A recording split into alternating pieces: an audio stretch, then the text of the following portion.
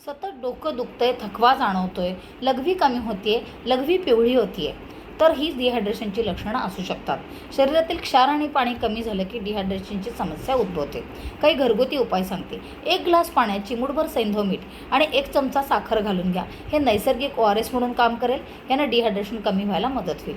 1 glass ताकामध्ये चिमूटभर सैंधव मीठ आणि 1 चमचा जिरेपूड घ्या. यानं पचनक्रिया सुधारेल, पाणी टिकून राहायला मदत होईल. सैंधव मिठामध्ये पाणी टिकून ठेवायचे गुणधर्म असतात, त्यामुळे आहारामध्ये सैंधव मिठाचा समावेश अवश्य ठेवा. नारळ पाणी. नारळ पाण्यामध्ये नैसर्गिक क्षार असतात.